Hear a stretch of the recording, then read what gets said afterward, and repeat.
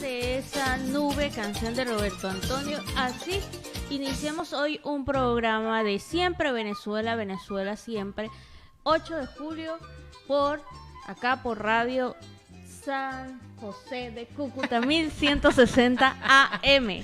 Se le quedó. Bienvenidos a esta nueva emisión de Siempre Venezuela, Venezuela Siempre es Noticia, a través de este dial, 1160 Radio San José de Cúcuta, en nuestras redes sociales oficiales, en Facebook, Siempre Venezuela Radio, en Instagram, @Siempre Venezuela Radio, y en Twitter, @Siempre Venezuela, y en enlace con Radio Delfín 1060 AM, a través de nuestra página web, www.siemprevenezuelaweb.com.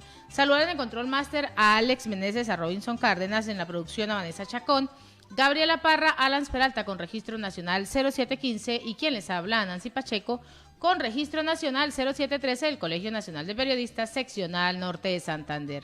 Bienvenidos a esta primera ronda informativa en Siempre Venezuela, Venezuela es Noticia. La noticia en Venezuela, Gabriela y audiencia, es totalmente candente, es caliente, y lo único que se ha podido evidenciar desde la tarde de ayer es bala en Venezuela. Así se ha venido presentando esa nota durante todo este día. Pues queremos paz. Es lo que dicen los vecinos de la Cota 905, donde exigen a la policía que se retiren de este sector.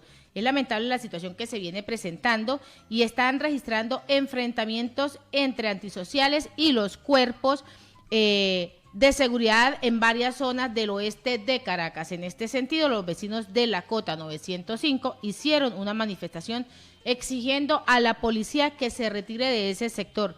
Queremos paz, sentenció una mujer con un megáfono, mientras que otras personas a cacelorazos, pues detrás de ella, mujer de tal forma ha exhortado a las autoridades a retirarse de esta zona, porque lo único que se ha evidenciado en el día de hoy es bala. Están en pleno enfrentamiento en este momento. Le pedimos a la policía que se retire, que por favor, eso es lo único que estamos exclamando en este momento.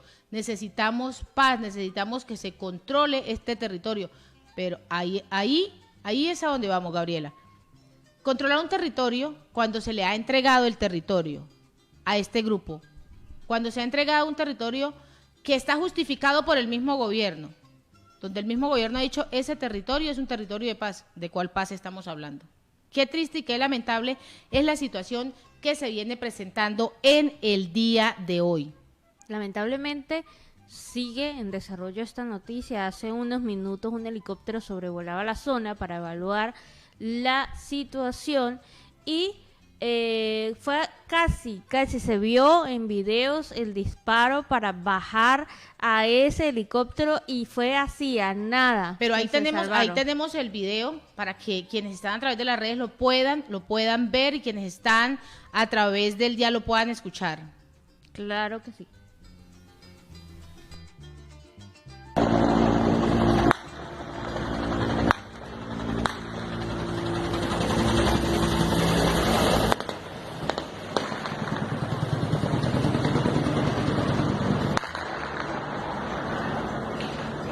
Que vieron y lo que estaba narrando Gabriela es lo que está sucediendo en este preciso momento, y Maduro ha ofrecido $1,500,000 por el Coqui, el Garbis y el Bampis.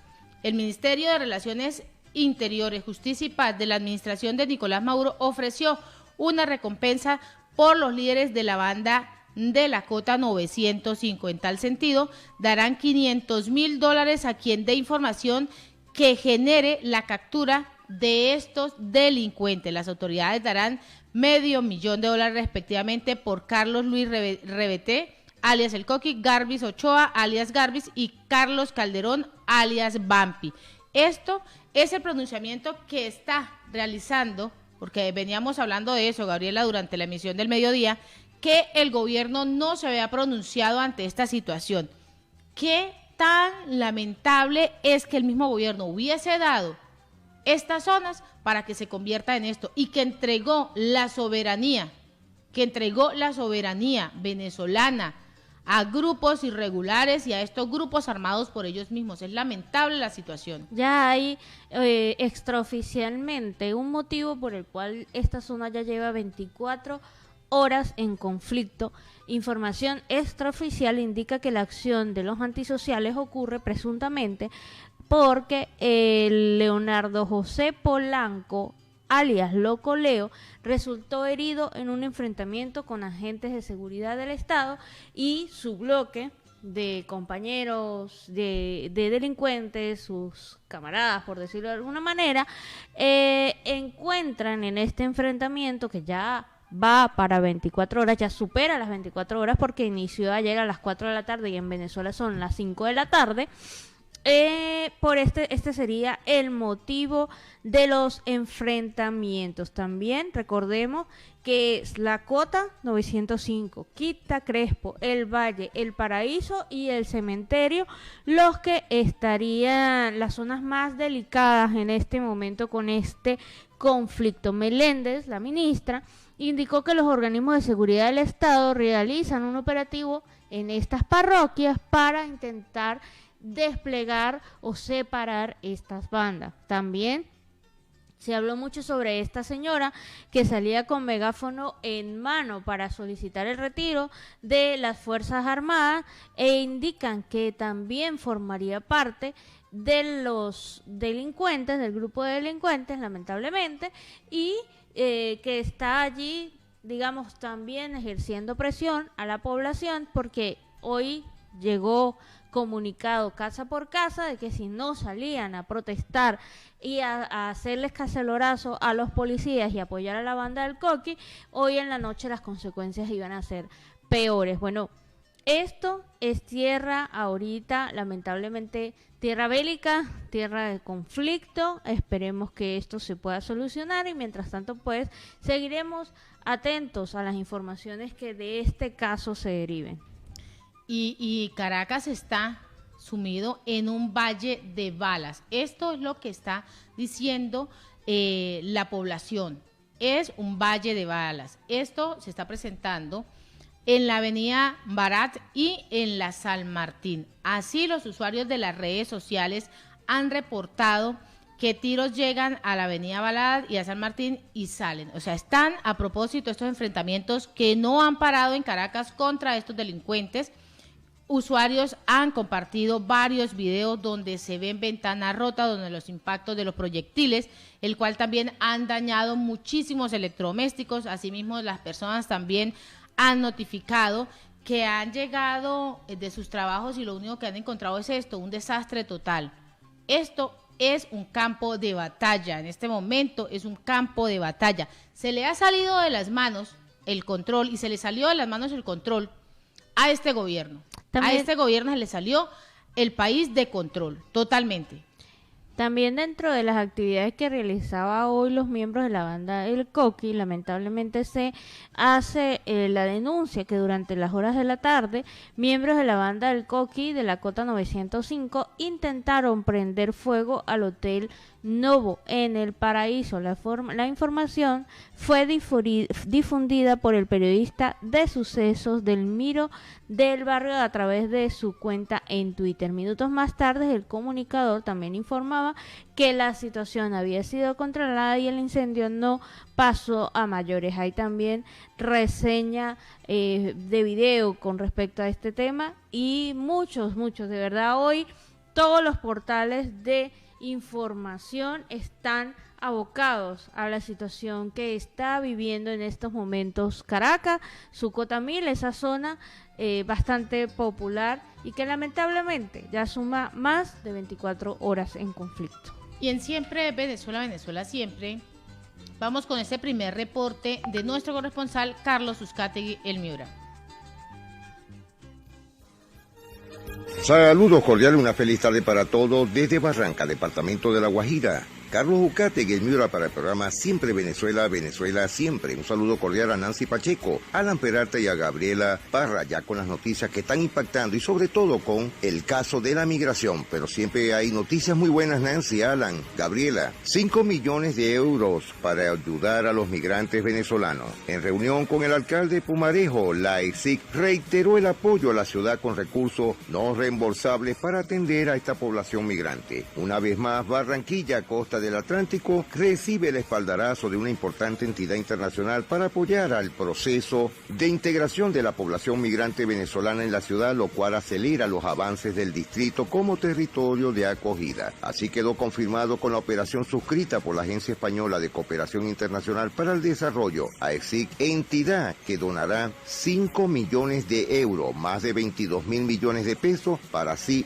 poder apoyar la labor del distrito en dos componentes: la implementación del Estatuto Temporal de Protección para Migrantes Venezolanos y su integración social, económica y cultural. El alcalde metropolitano Jaime Pumarejo Haynes dio a conocer la noticia luego del encuentro que tuvo con el director de ASEC, Magdi Martínez Soliman, en la sede ubicada en la ciudad de Madrid, España. El director destacó que dicha entidad ve con muy buenos ojos que Barranquilla se convierta así en la primera ciudad en acceder a esos recursos destinados para la migración venezolana. Para nosotros es un gran orgullo contar con la presencia del alcalde Jaime Pumarejo aquí en nuestra sede, gestionando recursos para su ciudad y especialmente para los migrantes venezolanos que tanto lo necesitan. Dijo y explicó que este fondo es parte de las acciones que desarrolla la Agencia Española de Cooperación para el fortalecimiento de ciudades que, así como Barranquilla, dirigen sus esfuerzos a programas de bienestar social. Mientras tanto, el representante de los barranquilleros aseveró que con esta donación se ratificó lo anunciado durante la asamblea del Banco Interamericano de Desarrollo hace un par de meses, un gran proceso de transformación social. Hoy sellamos ese compromiso con estos recursos no reembolsables para atender el fenómeno de la migración en Barranquilla, donde casi el 7% de la población atendida son ciudadanos venezolanos. Ese apoyo nos permitirá seguir atendiéndolos, darles una solución, sacarlos de la trampa de la pobreza y ojalá insertarlos a la vida formal, pero sin deteriorar nuestras finanzas, que las necesitamos para atender muchas otras cosas, manifestó el alcalde Pumarejo. Asimismo informó que más del 10% de los niños de los colegios públicos de Barranquilla son hijos de migrantes de Venezuela y atendemos diariamente a miles de venezolanos en nuestro sistema médico, que es gratuito. Lo hacemos con solidaridad, entendiendo que ellos están ahí y hacen parte de Barranquilla, que no se pueden ir porque la alternativa del retorno a Venezuela supone un viacrucis y una afrenta a la dignidad humana. Nosotros hemos escogido abrirles los brazos y buscarles una solución, indicó. Por último, destacó también la ayuda que supone el Estatuto de Protección Temporal, otorgado a los migrantes del país vecino por el gobierno colombiano, que se les permite trabajar con todas las garantías del Estado. Y ahora nuestra tarea es enseñarles y acompañarlos para que no solo tengan los derechos que tiene cualquier colombiano, sino también los deberes. En la destinación de los recursos, no son reembolsables de cooperación, ya que guardan relación con el componente de ciudad equitativa del crédito del Banco Interamericano de Desarrollo por unos 250 millones de dólares, anunciado durante la Asamblea de Gobernadores en marzo de este año, y en la medida en que, además de contribuir a proyectos como la Ciénega de Mallorquín, le apuntan a una nueva infraestructura urbana y espacios inclusivos para personas con discapacidad. Por su parte, el alcalde explicó que se fortalecerán las capacidades locales para garantizar la adecuada implementación del estatuto, ya que se requiere de mayor gestión, recursos humanos, así como ampliar los puntos de atención, teniendo en cuenta que con más de 100.000 personas, Barranquilla es la segunda ciudad de Colombia con más migrantes venezolanos residentes. Por otro lado, para la inclusión socioeconómica de población migrante retornada y comunidades de acogida, se reforzará la oferta del Centro de Oportunidades de la Alcaldía. Esto incluye, además de todo, sus rutas de empleabilidad, desarrollo de unidades productivas y, por supuesto, la formación para el trabajo con un componente especial de atención diferencial para la población migrante venezolana. Asimismo, con los recursos de la EXIC se complementará la adecuación y operación de programas que buscan mejorar la calidad de vida de las comunidades y así salvaguardar el patrimonio de los oficios y saberes tradicionales en las nuevas generaciones.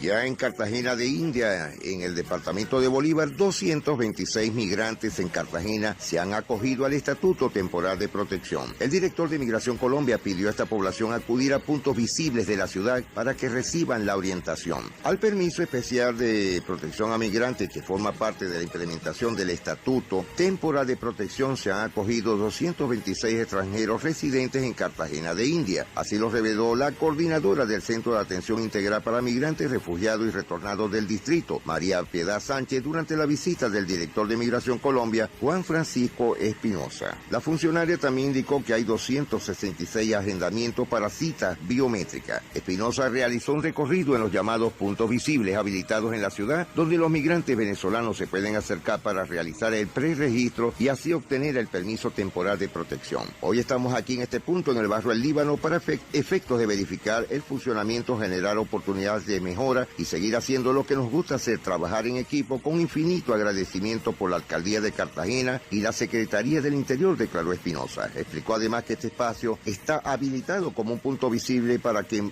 los más de 51.000 migrantes que habitan en Cartagena de India puedan agotar la fase 1 del Estatuto Temporal de Protección. Los puntos visibles de Cartagena donde los migrantes reciben orientación para acogerse al Estatuto Temporal de Protección son los siguientes: Casa de Justicia al Country, Casa Estela Maris en Spain Bay, Coliseo Bernardo Caraballo, Coliseo Rodrigo Bardet y el Colegio Liceo de Bolívar. Algo muy importante para todos los migrantes, Nancy, Alan, Gabriela, ya que se acerca ya el momento de empezar a arreglar la situación migratoria, el estatuto legal, para no estar en una llamada o mal llamada calidad ilegal dentro de la migración internacional. Algo que se le debe dar siempre un agradecimiento total a Colombia en el caso de nuestra migración venezolana. Carlos Ucategui, el Miura, retornando a los estudios. Seguimos en Siempre Venezuela, Venezuela siempre es noticia, y este fue ese primer reporte de nuestro corresponsal Carlos Uzcategui.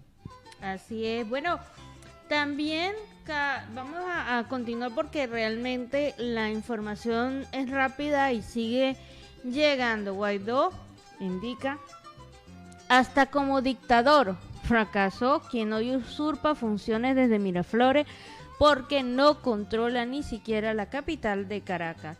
Cuando del Acuerdo de Salvación Nacional hablamos de salvar al país y de poder decir otra vez, este fue el mensaje que el presidente encargado de Venezuela, Juan Guaidó, dio a los jóvenes y militantes del partido Convergencia durante un acto que celebraron el día de hoy, donde además manifestaron su respaldo al acuerdo.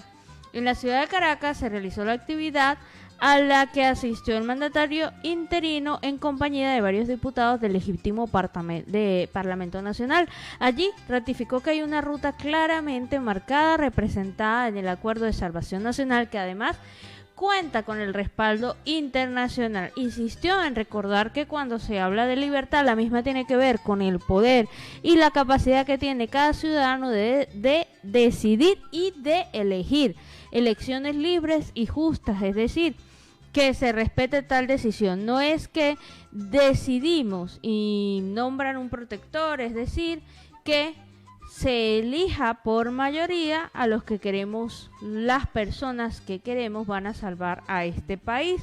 Dijo que continuará en la calle luchando hasta lograr el cambio, pero también acompañó a los venezolanos, a los sectores, en sus justas exigencias, tal como lo ha hecho durante todos estos años. Pidió a los jóvenes que asuman la responsabilidad de ayudar, de servir.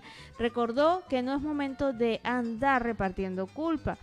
A Nicolás Maduro, a propósito de este tiroteo de las bandas delictivas que iniciaron el día de ayer en el oeste de Caracas desde la cota 905 y que hasta el momento no ha sido controlado, habría cobrado la vida ya de 6 venezolanos ajenos a tal situación. Guaidó le dijo a Maduro que eso lamentablemente era una muestra más de la pérdida de control del régimen sobre el territorio nacional.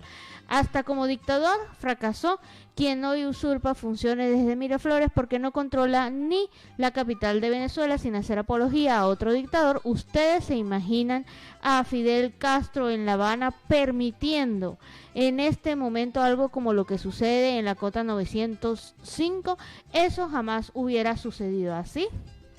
Lo dice el presidente encargado Juan Guaidó. Él indica, le manda un mensaje contundente a Nicolás Maduro que él debe ya tomar el control de la capital del país al que gobierna y hacer un frente a estas bandas delictivas para que el pueblo venezolano no siga pagando los platos rotos de su inactividad o de su falta de presión con respecto a la delincuencia que azota Caracas.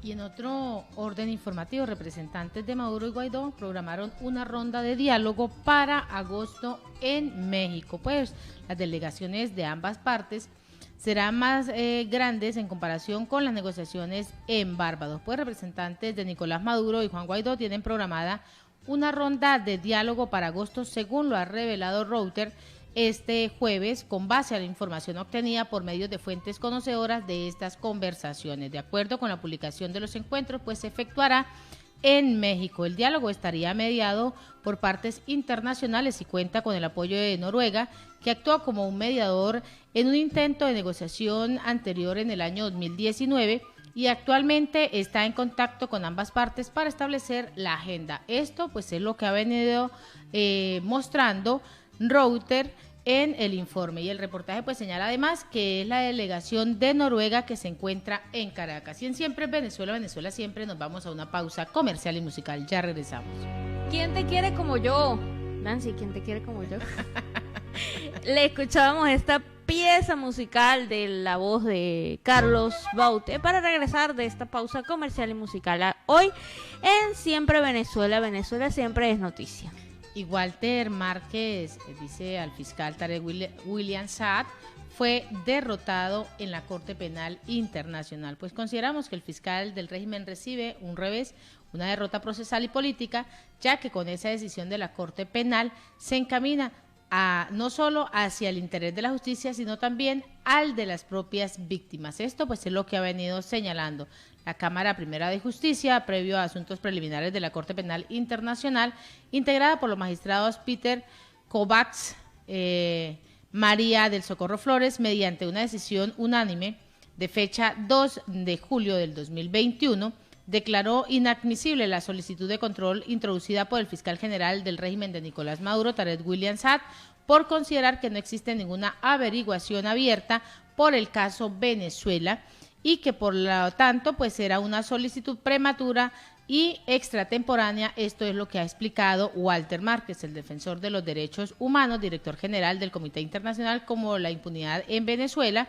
y el presidente de la Fundación del Amparo ha indicado que esa solicitud de control judicial la había introducido el fiscal Saab el 28 de mayo del 2021 y el fiscal de la Corte Penal Internacional saliente, Fatoumata Bensouda, alegó que no se pronunciaba sobre el examen preliminar en espera de esa decisión, pero el 14 de junio de este año en curso la sala dictó una decisión preliminar y a pesar de ello pues la fiscal no se pronunció, habiendo podido hacerlo el mismo 14 en horas de la tarde o el 15 de junio, su último día de gestión, pero no lo hizo ni tomó una decisión al respecto de sus compromisos oscuros con el gobierno de Nicolás Maduro. Es importante pues destacar que el contrario de lo sostenido por el anterior fiscal, Bensouda, que no había lapsos para decidir, la Sala de Asuntos Preliminares, por solicitud del fiscal Karim Khan, coloca una fecha tope para que tanto el régimen de Venezuela como la Fiscalía de la Corte Penal Internacional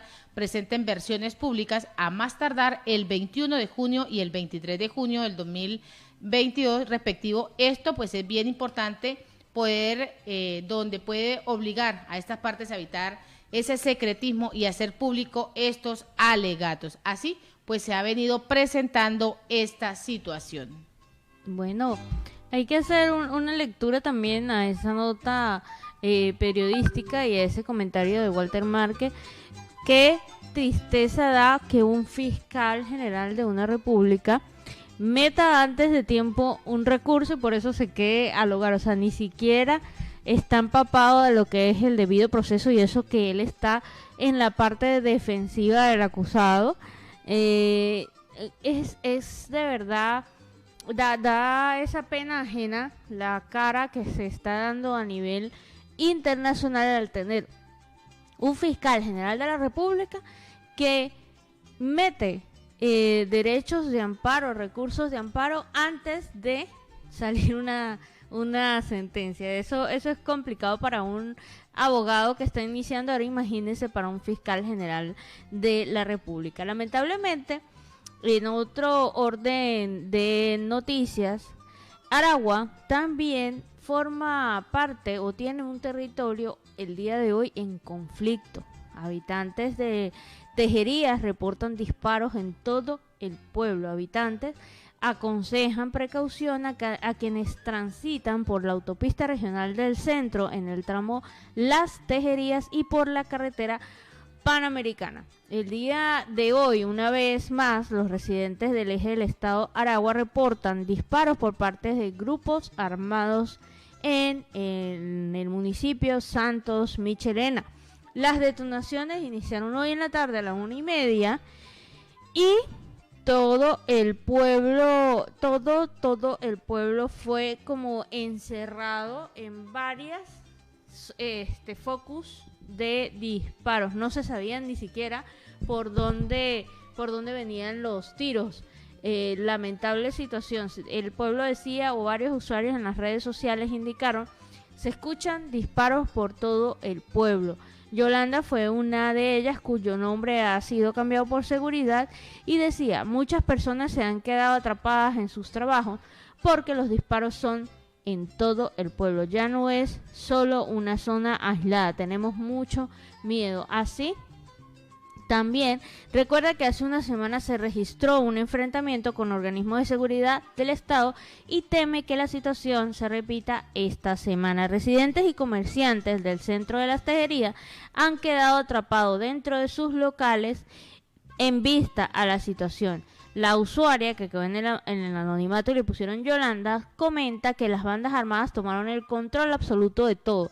Aquí ellos mandan quiénes entran, quiénes salen, ni se abre el paso o no. Ellos tienen el poder. Los habitantes del eje recomiendan con precaución no pasar por la autopista del centro y la carretera Panamericana. Lamentablemente otro sector más que se une o que es víctima del conflicto. Y en Siempre Venezuela siempre vamos con el segundo reporte de nuestro corresponsal Carlos Uzcategui, El Miura.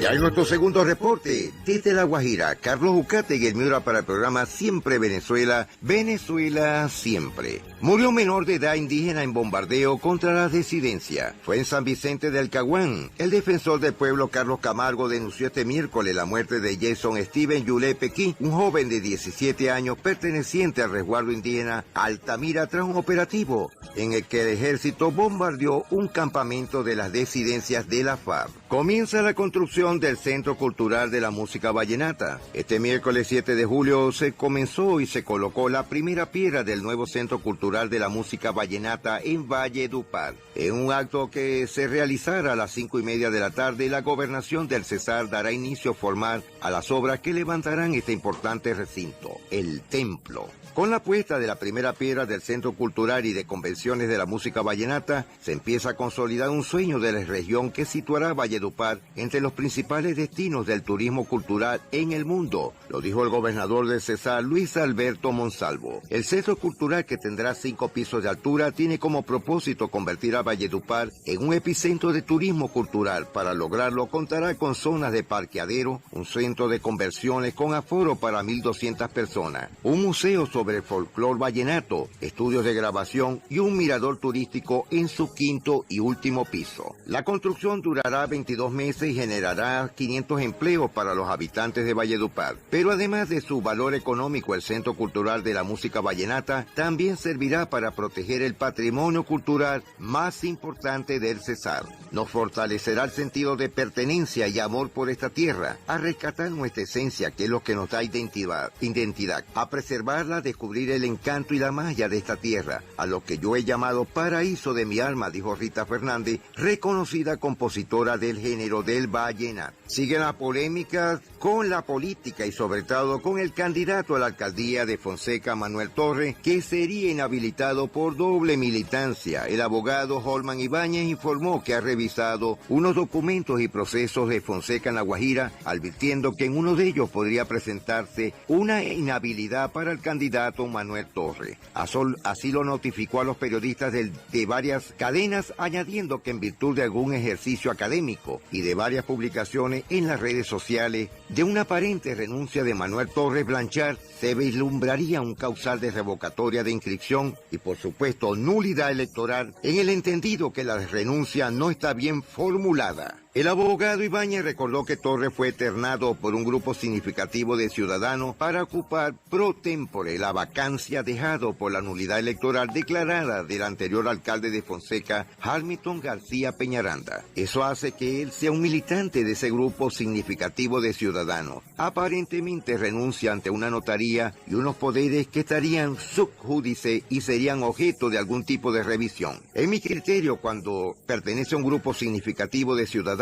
la renuncia no vale ante uno u otro de los miembros o de los voceros del comité, sino que debe formularse ante el vocero principal o ante los 3 voceros de ese grupo significativo de ciudadanos que lo ternó, explicó detalladamente. Dice que le parece llamativo que la renuncia sea presentada días después en las redes sociales, la cual se hizo ante la Notaría Única de Fonseca con un sello de una notaría que, según sus indicaciones, tiene biometría. Al consultarlo sobre qué podría pasar, respondió si eventualmente alguien presentara la solicitud de revocatoria de la inscripción, el Consejo Electoral tendría que revisar si la teoría que digo es cierta y podría revocársela, pero si el Consejo Electoral dice que no hay inhabilidad, sería el conocimiento del Tribunal de La Guajira nuevamente y se estaría ante una posibilidad de que se le volviera a anular la elección de un alcalde de Fonseca. Denuncian que parques eólicos generarían impacto negativo en la avifauna y el turismo de La Guajira. Desde hace años se viene presentando una problemática que pone en peligro sobre todo la vida de los flamencos rosados. Es una especie de gran importancia para el departamento de La Guajira y Colombia, ya que a muchos han muerto al tener contacto con las líneas de alta tensión que se encuentran en la Alta Guajira. El ciudadano Anderson Rosado, en ese sentido, denunció ante los periodistas que durante todo este tiempo han muerto alrededor de 300 o 400 flamencos y que la Corporación Autónoma Regional de La Guajira tiene registro de ello. En estos momentos no contamos con muchas líneas de alta tensión, solo las que llevan la poca energía a unas comodidades y la de transmisión de energía para el Cerrejón y desde el parque eólico que sacan energía para la GPM y llevársela a Medellín. Con esto, que no es casi nada, han muerto muchos flamencos. Y yo no me quiero imaginar lo que puede llegar a pasar cuando se instalen 65 parques eólicos en el departamento, así como la red de transmisión de energía. Experiencias como la de España demuestran que un aerogenerador está matando entre 45 y 1.300 aves por año, como flamenco rosado, águilas buitre, entre otros de gran importancia para el ecosistema. Finalmente dijo que esto sería un impacto negativo que afectaría a la avifauna y el turismo en La Guajira. Adjudican contrato para operación y mantenimiento del laguito. 14.000 hectáreas del distrito de riego de María la Baja serán reactivadas. Rutas de la Libertad en Cartagena de India en honor de la herencia africana. Liberan a Julieta, manatí rescatada por pescadores en el Parque Natural Tayrona. En libertad, tío político de la Sandrix Sarmiento, desaparecida en Cartagena de India. En 18 municipios de Sucre se inició la vacunación en mayores de 12 años. Habitantes del Guaymaro piden solución ante la erosión del río. En el dragado del río Magdalena, la draga deberá remover 175.000 metros cúbicos de sedimentación. Duras críticas a construcción del nuevo peaje en el Atlántico. Este viernes vencen plazo para pago de impuestos en la costa atlántica. Distrito brinda atención integral a la población venezolana. Las jornadas se realizan en Las Gardenias, Villa de San Pablo y muy pronto en Villas de la Cordialidad. La SIG recomienda separar la Policía Nacional de Colombia del Ministerio de la Defensa. Este miércoles en horas de la tarde la SIG entregó su balanza tras la visita de trabajo que adelantó en Colombia entre el 8 y el 10 de junio. Pruebas de fertilidad buscan mejorar la carga genética de bovinos del Cesar.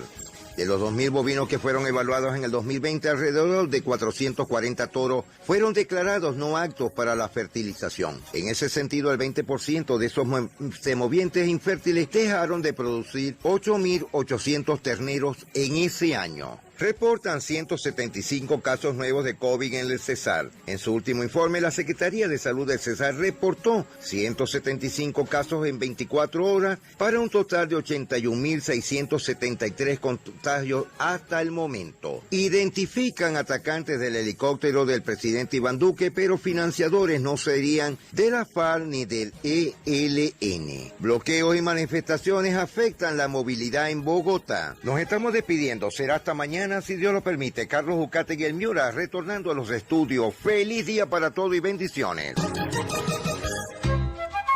Seguimos en Siempre Venezuela, Venezuela Siempre es noticia a través del dial 1160 Radio San José Cúcuta, de nuestras redes sociales oficiales en Facebook, Twitter e Instagram, y con la transmisión de Radio Delfín 1060 AM. José Guerra informa que la inflación de junio fue de 6.4%. La interanual llegó a 2.616%. Este jueves, el Observatorio Venezolano de Finanzas, OVF por sus siglas, informó que la inflación durante el mes de junio fue de 6.4%, la interanual 2.616% y la acumulada 333%. El economista José Guerra explicó que la tasa de inflación tuvo una desaceleración. Sin embargo, continuamos en hiperinflación, agregó. Mantiene que hubo una depreciación del tipo de cambio menor respecto al del mes de mayo.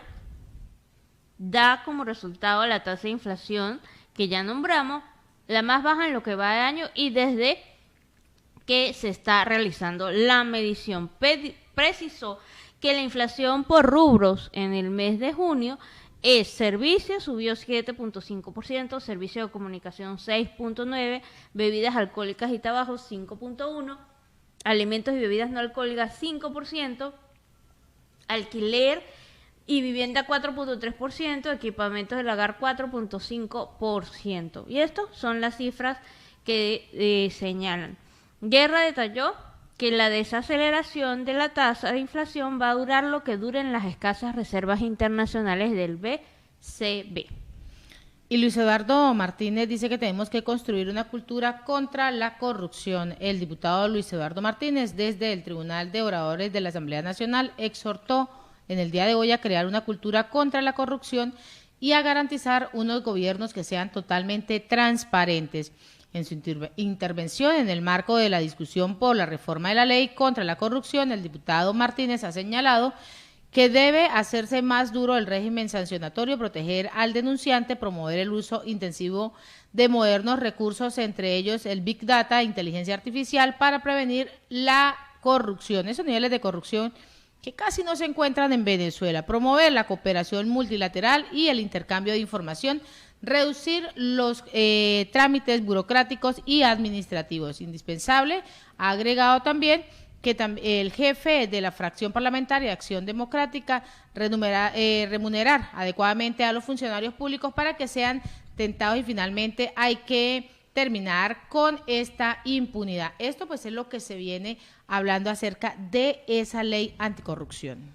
El día de hoy también se hace viral nuevamente un video de Douglas Rico, en donde anunció diálogo con el Coqui para que entreguen las armas. En medio de esta difícil situación, se ha viralizado de nuevo el video del director del Cuerpo de Investigaciones Científicas Penales y Criminalísticas, Douglas Rico, en el cual señalaba que se encontraban en supuestas negociaciones con líderes de las bandas para entregar sus armas. Estamos en estos momentos en un proceso de negociación con esta organización criminal que está allí instalada para que entreguen las armas, dijo durante una emisión del programa 6 CPC al día que se transmite vía streaming. Las palabras del funcionario fueron rechazadas por el excomisionado especial de Seguridad e Inteligencia del Gobierno interino de Venezuela, Iván Simonovic. Con el Lampa no se dialoga cuando los tienes rodeados, no antes. El objetivo es que depongan su actitud, quitarle las armas y que se entreguen a la policía, manifestó quien fuera el secretario de Seguridad Ciudadana del Distrito Capital para el 2002. Y en el estado Lara, la ONG piden vacunas anti-COVID para personas con diabetes y otras patologías. Pues Luis Sabete Pernalete y Douglas Morales, voceros de la ONG SOS Pacientes Renales, aseguran que la designación de citas mediante el sistema Patria no ha garantizado una amplia cobertura de vacunación de los pacientes crónicos registrados en el programa de endocrinólogos que es de la Secretaría de Salud. Pues la organización gubernamental de SOS Pacientes Renales consignó en el día de hoy la Secretaría de Salud en el estado Lara realizando esta petición para esas vacunas contra el COVID-19 para esas personas que tienen diabetes, VIH, síndrome de Down, Parkinson, Alzheimer, artritis, lupus y otras patologías que siguen sin ser convocados aún, formando parte de este grupo de prioritarios en un plan de inmunización que debería estarse dando ya en este momento. Requerimos transparencia en este proceso y que aclaren cómo funciona este algoritmo del sistema Patria, porque hay personas con estas patologías que aún no han recibido el mensaje para ser inmunizados. Esas son las irregularidades que se vienen presentando. Lo hemos dicho, lo reiteramos y lo volvemos a decir y lo volvemos a reiterar. Son pacientes que deben tener prioridad, que están en esas prioridades, quienes están en la primera línea, los médicos, enfermeras y personal de salud, pacientes con enfermedades base, adultos mayores. Esto aún no se ha cumplido en Venezuela. Es lamentable esa situación que se viene presentando. Día a día se realizan protestas, se realiza ese tipo de accionar todos los días.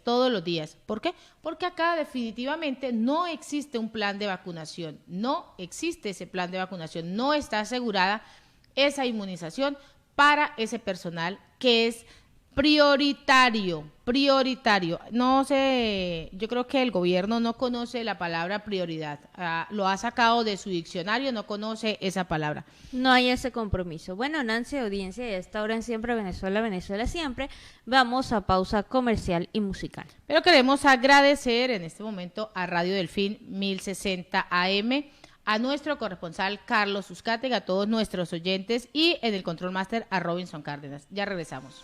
Bueno, y con este tema musical, Sorbito de Champán de Pastor López, pues iniciamos esta segunda hora en Siempre Venezuela, Venezuela Siempre es Noticia, a través de este dial, el 1160 Radio San José Cúcuta, de nuestras redes sociales oficiales. Síguenos en Facebook, en Instagram y en Twitter. Y en el enlace con La Voz de la Gran Colombia 1400 AM, La Voz del Río Arauca 1110 AM y Aruba Estéreo 91.5 FM. Saludamos en el Control Master a Roberto Alexis Rojas y al señor Víctor Márquez. Así venimos trabajando en esta segunda hora. Pero creo que ya tenemos en línea a nuestro invitado, ese invitado que tenemos para el día de hoy, Ingerbert Bellorín, quien es presidente del Centro de Estudiantes de la Escuela de Derecho de la Universidad Central de Venezuela. Bienvenido a Siempre Venezuela, Venezuela Siempre es Noticia. Muy buenas tardes.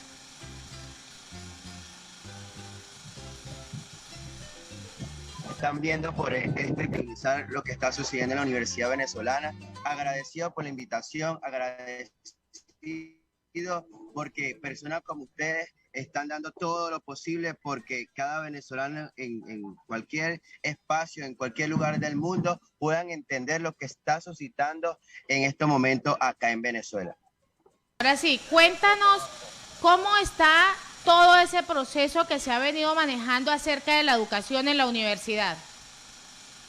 Fíjese, nosotros como dirigentes estudiantiles nos sentimos tan tristes por todo lo que ha suscitado, nos sentimos tan complicadísimos por todo lo que en estos momentos hemos vivido como estudiantes universitarios. La verdad es que tenemos un presupuesto universitario de 9,7% nos llegó la última vez a la Universidad Central de Venezuela. ¿Cómo puede sobrevivir la universidad con esa cantidad que no es ni siquiera la cuarta parte que merece un sistema educativo en el país. Pero no solamente eso, estamos preocupados porque desde que llegó la pandemia por COVID-19 nosotros no tenemos ningún balance oficial de las instituciones responsables de cómo estamos nosotros como estudiantes universitarios, poder ver clases sin internet, sin wifi. Es decir, la situación, la crisis agudizada, lo que ha hecho afectar más que todo al sector universitario. Y por eso que estamos con una preocupación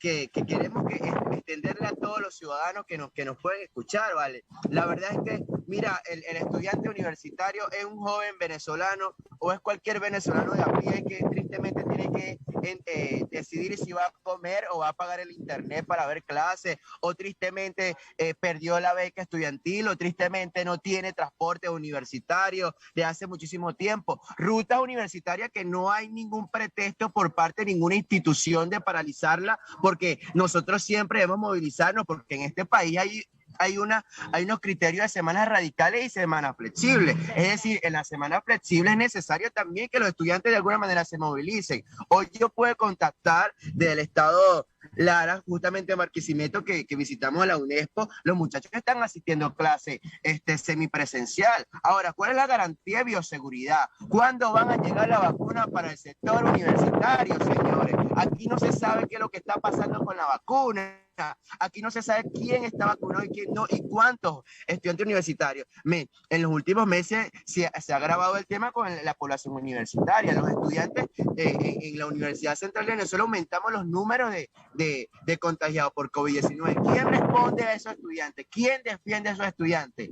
¿Quién va a darle a sus derechos humanos como el derecho a la salud, como pasa en todo el pueblo venezolano? Es decir, 1, incertidumbre. 2, abandono total, que no ha permitido una destrucción al 98% de la educación universitaria en Venezuela. Ese trabajo que viene realizando usted como presidente, como dirigente estudiantil, para que esa comunidad estudiantil pueda tener los derechos y las garantías necesarias, ¿cuál es ese plan? Bueno, creo que se ha sabido caer la señal, está en este momento, pues ese es el punto de vista que está dando nuestro invitado.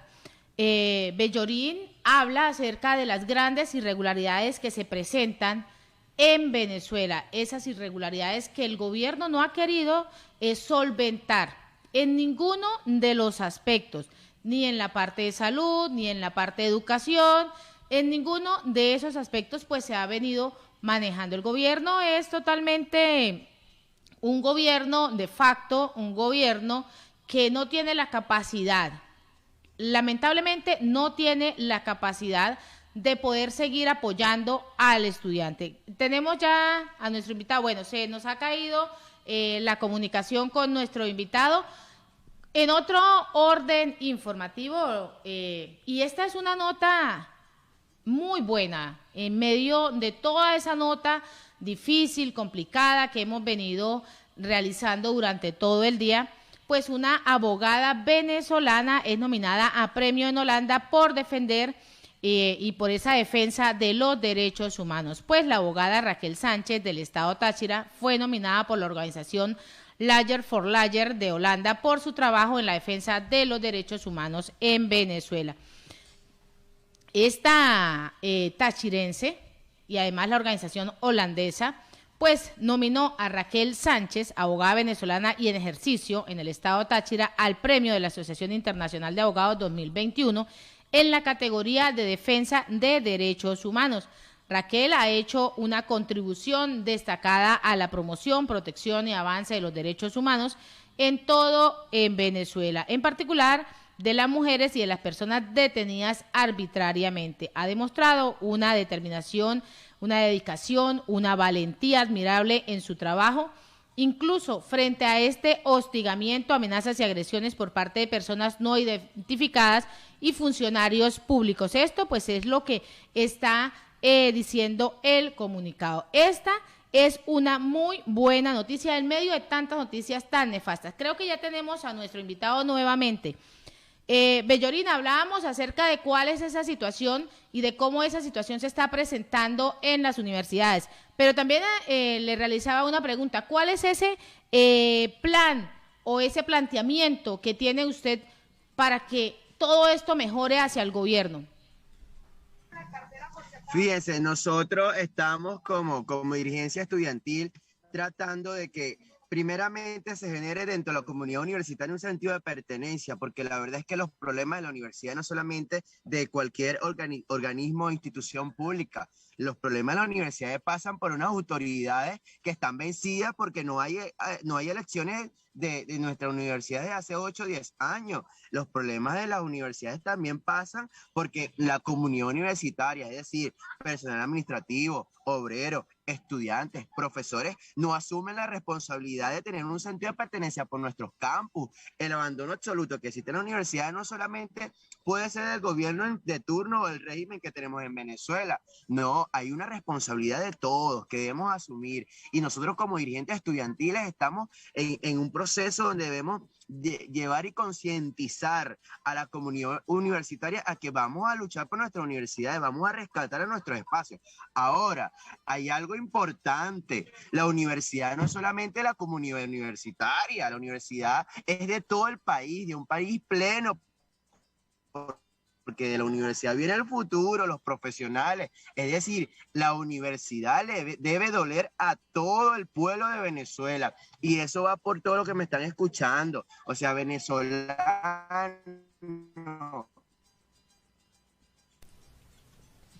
Bueno, ahí seguimos teniendo nuevamente. Efectivamente, problemas con la comunicación. Ya sabemos de esos graves problemas que se presentan en Venezuela con la comunicación. Y en otro orden informativo, la producción pesquera pues ha bajado un 30% por la escasez de combustible. El ministro de Pesca y Luis Laya pues aseguró que el 75% de toda la producción se genera en el oriente del país, especialmente en Nueva Esparta y Sucre, con más del 60% de producción de pescado. En el ámbito nacional, pues la pesquera artesanal representa ese 80%. Creo que ahora sí tenemos nuevamente a nuestro invitado. Bueno, ahora, en medio de todo este proceso que se viene realizando, sabemos que estamos en una crisis social, política y económica, Bellorín.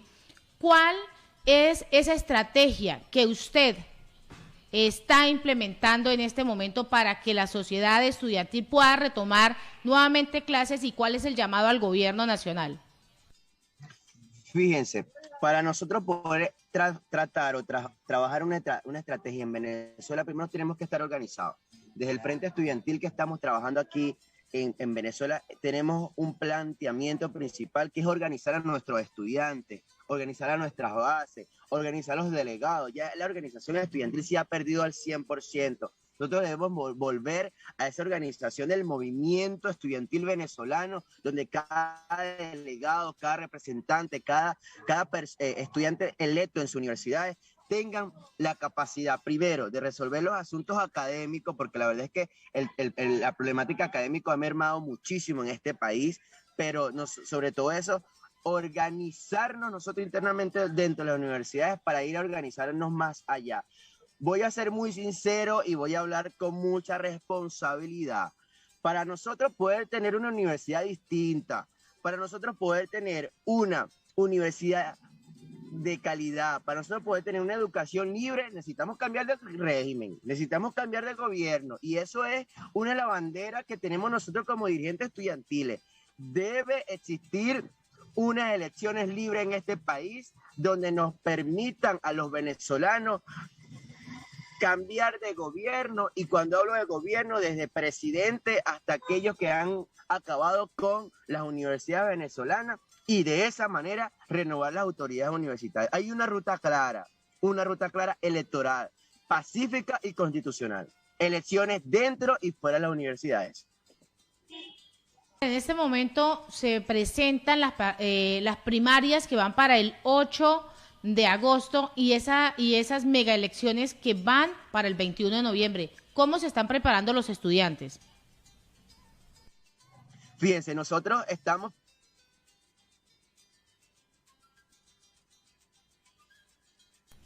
Bueno, lamentablemente la Primeramente en comunicación... apoyo a la democracia y la institucionalidad, porque el estudiante... Continúa que te estamos escuchando. Fíjense, nosotros como estudiantes universitarios que aportamos mucho al trabajo democrático en este país, creemos en que podemos de alguna manera salir pacíficamente de esto, ¿no? Y pese a todo el robo de instituciones partidistas, pese a todo lo que está sucediendo en este país, los golpes duros que ha llevado la democracia y la pluralidad establecida en el artículo 2 de la Constitución de este país, nosotros creemos que participar en unas elecciones es válido, pero unas elecciones libres, unas elecciones donde se den las condiciones, y seguimos apoyando. Los estudiantes universitarios estamos apoyando a todos los sectores democráticos de este país que siguen luchando por unas elecciones libres, donde tengamos testigos internacionales, donde se le devuelvan las tarjetas de los partidos que fueron robadas, usurpadas por el Tribunal Supremo de Justicia usurpador, donde de alguna manera podamos nosotros los jóvenes inscribirnos en el registro electoral libremente y sobre todo que se respeten la libertad, la libertad. Esa es una de nuestras exigencias. No se puede seguir apostando en este país a un proceso electoral donde en la semana pasada, hace menos de 8 días, secuestraron a dirigentes defensores de los derechos humanos. No se puede permitir que nosotros podamos seguir abogando, caerle en el juego a personajes del régimen que quieren por un lado hablar y por otro lado lo que hacen es chantajear, metiendo presos y presionando a nuestros dirigentes estudiantiles. Finalmente, ¿cuál es ese mensaje que usted le envía a toda esa comunidad estudiantil y al pueblo venezolano? Mira, yo tengo más que pedir, sino que felicitar a la comunidad universitaria porque quedarse en Venezuela no es fácil. Quedarse en este país en donde la crisis se agudizó y tener que ni siquiera mendigar para tener un pasaje, es una realidad cuando muchos estudiantes ya no son estudiantes, sino que ahora son trabajadores de la chicha, cuando unos estudiantes que eran un promedio de 20 puntos, ahora se han dedicado a vender chupeta, caramelos en los autobuses, donde esos estudiantes se han tenido que meter a ser buhonero, cambiar su vida de estudiante, de la academia, de mejorarse, que eso en un país normal era lo mejor. Yo los felicito porque la comunidad universitaria ha aguantado, ha estado resistente frente a toda esta situación y seguimos comprometidos con el país. Y a Venezuela tengo mucho que pedirle, eso sí. El pueblo venezolano, más allá de su valentía, hoy yo le pido la importancia de levantarse y seguir adelante. Hemos caído mucho, y yo creo que el pueblo venezolano es muy full creyente a Jesucristo. Jesucristo cayó 3 veces y nosotros hemos caído 1 y 1000 veces y seguimos luchando por este país. Valioso todo lo que se han ido y colaboran con el país, pero más valioso todo el que se quedó en este país echándole pichón. Y yo soy parte de una generación que se ha quedado aquí luchando y seguiré luchando en Venezuela. Muchísimas gracias por participar en esta emisión de Siempre Venezuela. Venezuela siempre es noticia a través de este dial. Esta es una plataforma que está diseñada para todo este tipo de comunicados que son censura allá en ese territorio, en Venezuela, y acá lo podemos hacer sin ningún tipo de censura. Que tenga una excelente tarde. Saludos, felicidades a todos. En Siempre Venezuela, Venezuela es noticia, y el SEBIN detuvo a un hombre por hackear pantallas en el aeropuerto en Nueva Esparta. Gil Dance además es investigado por la vinculación con el tráfico de drogas y violencia sexual. Agentes del Servicio Bolivariano de Inteligencia Nacional capturaron a Humberto Félix Salazar por su presunta participación en el hackeo de las pantallas del Aeropuerto Internacional General en Jefe Santiago Mariño, ubicada en Porlomar, en Nueva Esparta. Esto pues es lo que ha dicho la fuente del sistema judicial.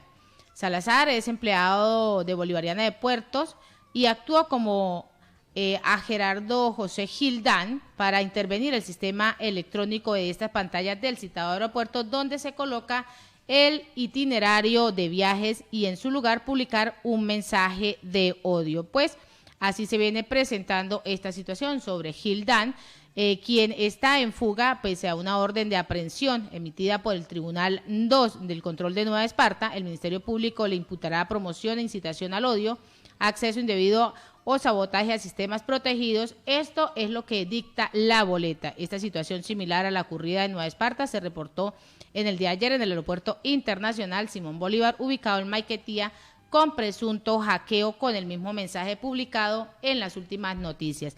Y en Siempre Venezuela, Venezuela Siempre, nos vamos a una pausa comercial y musical. Ya regresamos.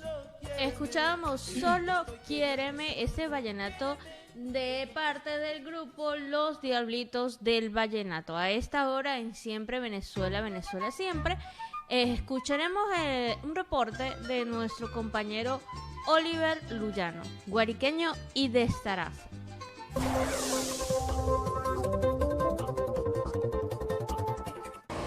¿Qué tal, amigos de Siempre Venezuela? Desde esta zona de frontera, desde Arauca, reporta para ustedes el amigo de todos, Oliver Luyano, guariqueño y de Zaraza.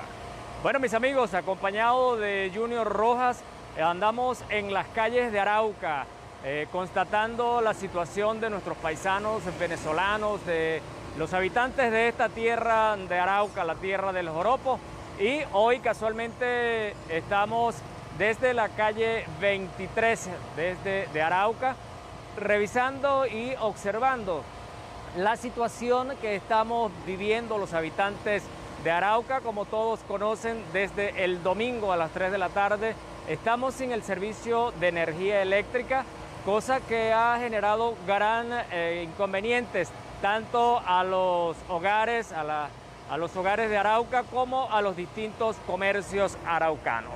Esta situación, amigos, que ha generado gran inconveniente, permite pues estamos aún en zozobra, en angustia, ya que no tenemos energía eléctrica hasta la fecha.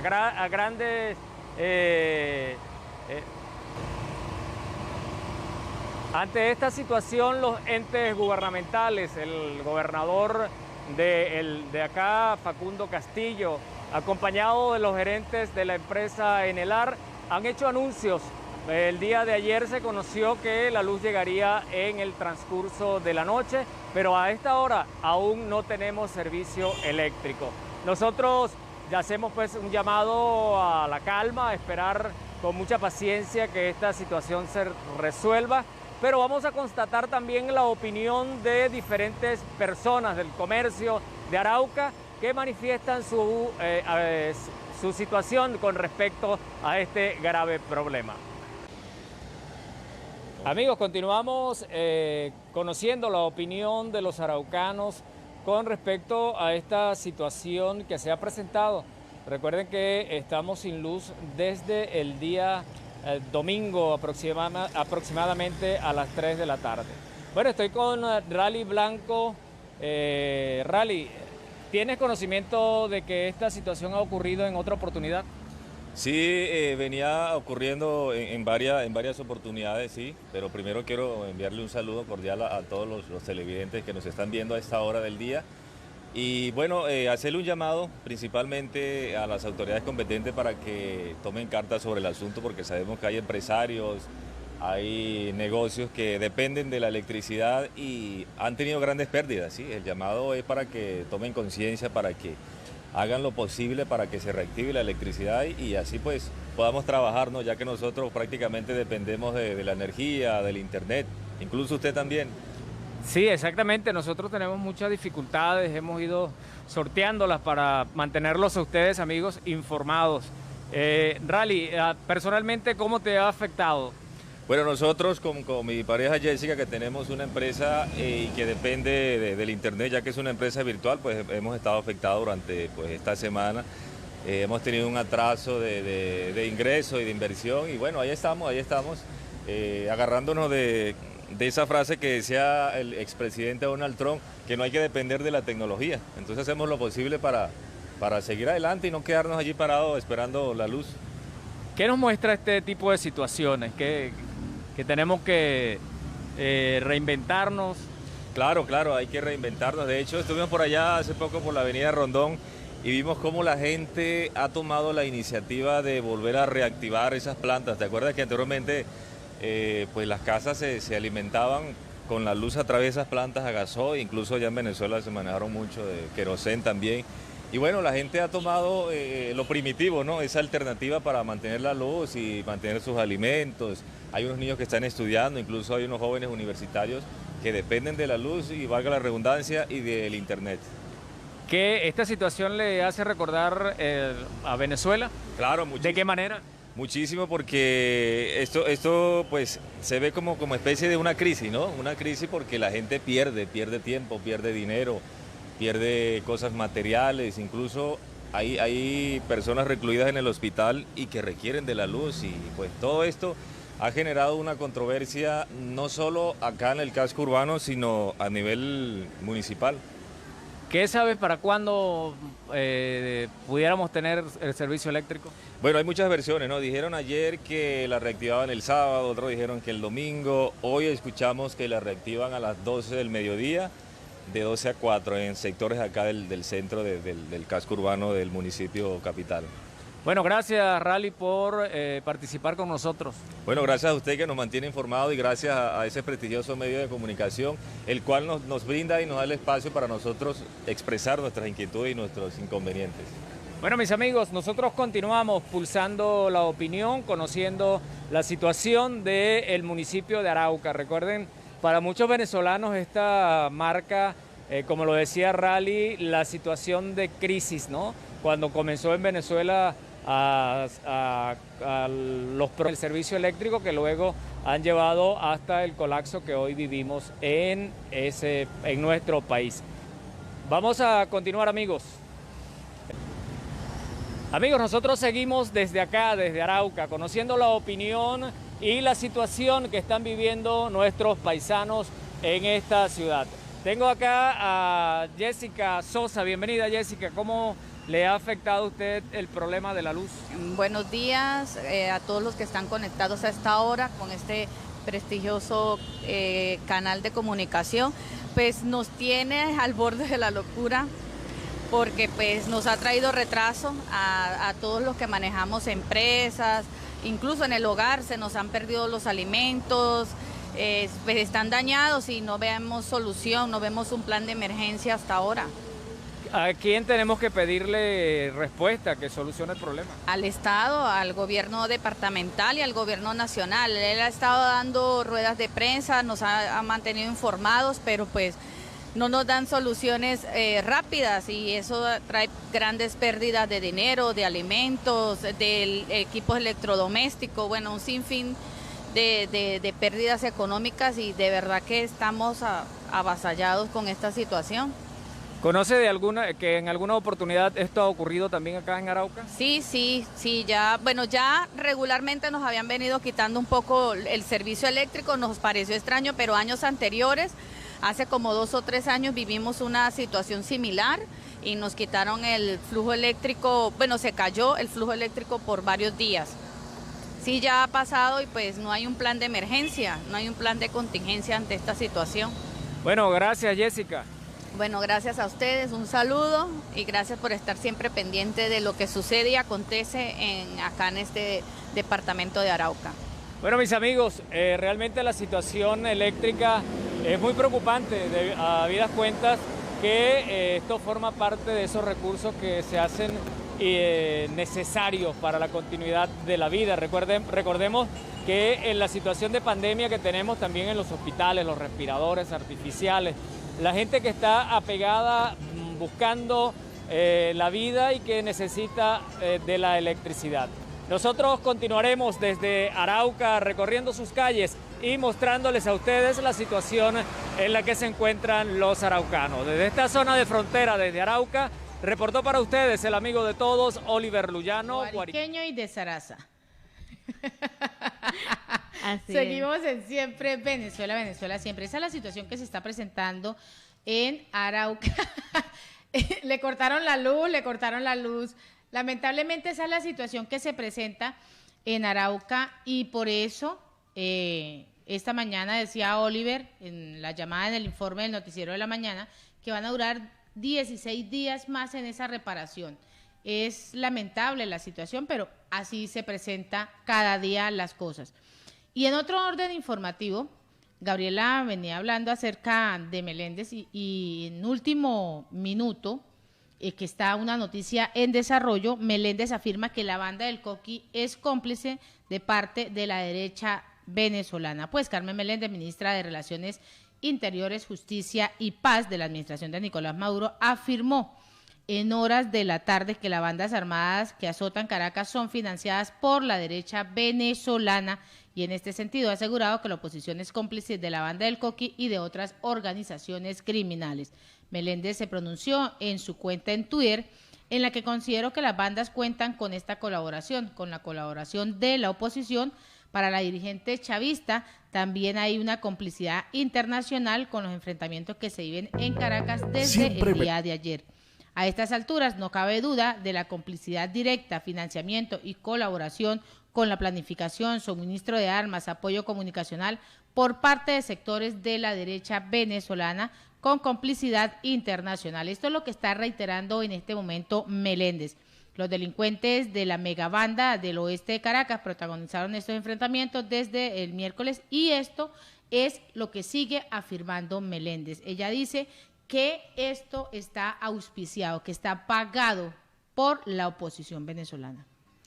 Yo sabía que no iban a perder ese bonche de echarle la culpa a la vaca, así como el popular libro, y esperamos ver declaraciones del fiscal general de la República diciendo que para cualquier tema informativo hay que presentar pruebas, ¿no? Así, con esa misma varita midieron a el director de Fundaredes cuando lo apresaron de dar declaraciones sin pruebas. Yo quisiera, en un país democrático libre donde los poderes estén altamente separados, veríamos a un fiscal general de la República indicarle a la ministra de Interior, Defensa y Paz que muestre esas pruebas que vinculan a la oposición venezolana con las bandas armadas, cuando sabemos que el origen de todas estas bandas armadas vienen de un movimiento anterior auspiciado por el difunto Hugo Chávez Frías, que les otorgó armas, les otorgó espacio para controlar manifestaciones en ese tiempo y se han venido trabajando deliberadamente de la mano con la administración actual. ¿Cuáles son esas pruebas, ministra? Sería bueno que no solamente se encargara de siempre buscar ese enemigo externo, de siempre decir la responsabilidad no es nuestra. Yo creo que les pasa como ese dicho que dice cría cuervo y te sacarán los ojos. Criaron a ese cuervito que son las bandas armadas, las bandas criminales para ayudar a mantener el control de la sociedad y ahora se vuelve un descontrol al momento en que pues alguno de los miembros de esas bandas es abatido por estar de delincuente, por estar en actividades que no deberían estar. Entonces estas son las represalias. En ese mismo orden de ideas se publica que las FAES toman puntos claves de la banda del Coqui y rodean entradas de la Cota 905. La operación del organismo de seguridad del Estado parece indicar que se prepara una incursión en toda la zona de influencia de la organización delictiva, indicó el periodista especializado en sucesos Román Camacho. La FAES en la Cota 905, en estos momentos funcionarios de la FAES tomaron garitas y puntos de observación de la banda de la Cota 905 en la parte alta de la montaña, dijo el reportero y agregó: están rodeando las entradas al sector para iniciar la incursión a toda la cota. Continúa el enfrentamiento en la zona. Este enfrentamiento ya va desde el día de ayer. Tanto la barriada como en las zonas aledañas se han mantenido en máxima tensión por los hechos, manteniendo en máxima tensión las irregularidades, punto de que el régimen de Nicolás Maduro se vio obligado a dar declaraciones por medio de la ministra de Relaciones Interior, Justicia y Paz, Carmen Meléndez, que ya escuchábamos, le echó la culpa a la oposición venezolana y a entes internacionales que financian esto. La funcionaria anunciaría este despliegue. Los grupos estructurados de la delincuencia organizada pretenden socavar la paz de varios sectores de Caracas. Bueno, Esperemos que sirva para limpiar estas zonas de Caracas y que vuelva la paz para las personas que viven en estos territorios. Y en medio de esa dura situación que se presenta, van en lo que va de este tiroteo, 5 muertos y 11 heridos, deja esta balacera hasta el momento en la cota 905. Pues tras cumplirse 21 horas de ese tiroteo protagonizado por miembros de la megabanda del Coqui en la cota 905, 5 personas han sido asesinadas en medio de esta balacera y 11 heridos, es lo que se ha contabilizado hasta el momento. También en el túnel fue asesinado Pablo José Díaz Alfonso cuando iba en el taxi de su cuñado, fue alcanzado por una bala perdida que lo mató en el sitio. El cuarto fallecido fue identificado como Michael Alexander Alvarado Márquez, de 25 años, a quien asesinaron en la parte alta del sector Las Quintas de la cota 905. Y otras fuentes informaron que sobre el deceso de una mujer en la avenida Nueva Granada, a la altura del local Tres Sirenas. Sin embargo, pues el Pitazo todavía no ha podido confirmar esa muerte. Y eso se sigue presentando. Delincuentes, en medio de toda esta situación de la cota 905, asesinaron a un joven que se trasladaba en moto en el sector. La ministra del Interior y Justicia, Carmen Meléndez, ha anunciado ese operativo para enfrentar a estas bandas en La Vega, en Santa Rosalía, El Paraíso, San Juan y El Valle. Extraoficialmente pues se han registrado menos de 3 muertos y 7 heridos, según lo que había dicho Carmen Meléndez, pero la cifra ha aumentado. Esto es una situación, y además esto es una noticia en desarrollo, porque cada día se ve cómo el gobierno entregó su soberanía a una supuesta zona de paz que está argumentada, porque esta zona está argumentada por el mismo gobierno, está patrocinada por el mismo gobierno, según una zona de paz. Pero ¿dónde está esa paz? Es lo que no vemos en este momento. No. Bueno, no faltan las impresiones por parte de opositores al régimen de Nicolás Maduro, y en este momento María Corina Machado indica: tiroteo en Caracas revela la ausencia del Estado de Derecho. A su juicio de la líder opositora María Corina Machado, la balacera, que se ha prolongado por más de 24 horas en algunas zonas de Caracas, incluyendo la cota 905, evidencia la inacción del Estado y el control de los grupos criminales. Durante una rueda de prensa que daba en el estado Bolívar el día de hoy, dijo que el gobierno de Maduro entregó los territorios a las bandas armadas. Lo que está ocurriendo hoy en Caracas, estas son sus palabras, es la constatación de lo que hemos advertido: la pérdida total de la soberanía y la ausencia absoluta del Estado de Derecho. Es lo que ellos, el gobierno, han provocado intencionalmente para destruir Venezuela, afirmó la también coordinadora del partido Vente Venezuela. Machado detalló que lo que ocurre en la capital se extiende hasta el interior y puso como ejemplo las zonas mineras de Bolívar. ¿Quién manda en el Callao, en Guasipatí, en Tumeremo, en San Félix? ¿Quién manda en esos territorios? Los pranes, los malandros y criminales de diversa naturaleza, con uniforme y sin uniforme, unos con cargos usurpados y otros ejerciendo de facto. Así lo denuncia María Corina Machado. Y en otro orden de ideas, el mecanismo COVAX le tiene miedo a Estados Unidos, pues el primer vicepresidente del Partido Socialista Unido de Venezuela, Diosdado Cabello, resaltó que el sistema COVAX, creado por la organización, que parte de ese terror es que Estados Unidos dio la respuesta de la orden de liberar a Venezuela para la compra de vacunas, pero no dicen qué parte de su juego perverso es castigar a quienes lleguen a vender vacunas a nuestro país. Asimismo, también Cabello envió ese mensaje al sistema COVAX: COVAX, no nos vayan a robar también, fue lo que le dijo. Recordemos que la administración de Nicolás Maduro dio la instrucción el pasado domingo de advertir al sistema COVAX de enviarle las vacunas a Venezuela o de devolverle ese dinero que le tienen retenido desde hace varias semanas por la adquisición de las mismas. No, ya el método COVAX respondió e indicó que sí, que ya había llegado el dinero, que ya el dinero había sido desbloqueado, que ya Venezuela había desbloqueado. Me imagino que en su momento, creo que Diosdado Cabello no se levantó hoy temprano a leer noticias. creo que le hace falta un buen personal de prensa para que le digan, no, tranquilo, ya ese dinerito se salvó. Y hablando de dineritos, Luis Eduardo Martínez indica que tenemos que construir una cultura contra la corrupción. El diputado Luis Eduardo Martínez, desde la tribuna de oradores de la Asamblea Nacional, exhortó hoy a crear una cultura contra la corrupción y a garantizar gobiernos transparentes.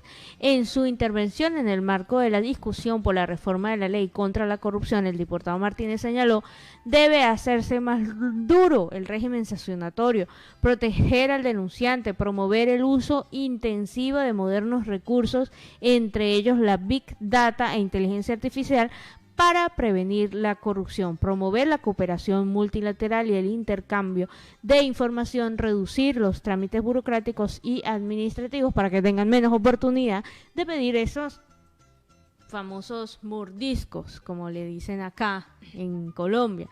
Indispensable, agregó el también jefe de la fracción parlamentaria de Acción Democrática, remunerar adecuadamente a los funcionarios. Esto es, ojo pelado, remunerar adecuadamente a los funcionarios públicos para que no sean tentados. Y finalmente hay que terminar con la impunidad. Mientras en Venezuela y en el extranjero se paseen tranquilos quienes han defraudado y continúan defraudando a la causa pública, es poco lo que se podrá lograr en esta materia tan importante para la vida nacional. Recordemos que los gobiernos o las malas situaciones pasan y hay que pasar de la mejor manera, en este caso con una visión de cero corrupción.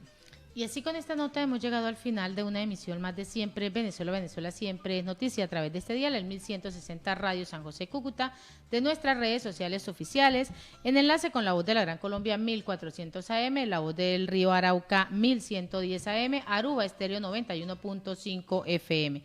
Agradecer en el Control Master a Alex Meneses, a Roberto Alexis Rojas, al señor Víctor Márquez en la producción, a Vanessa Chacón, Gabriela Parra, Alan Peralta con Registro Nacional 0715 y quien les habló, Nancy Pacheco, con Registro Nacional 0713 del Colegio Nacional de Periodistas, Seccional Norte de Santander. Hasta mañana. Hasta mañana.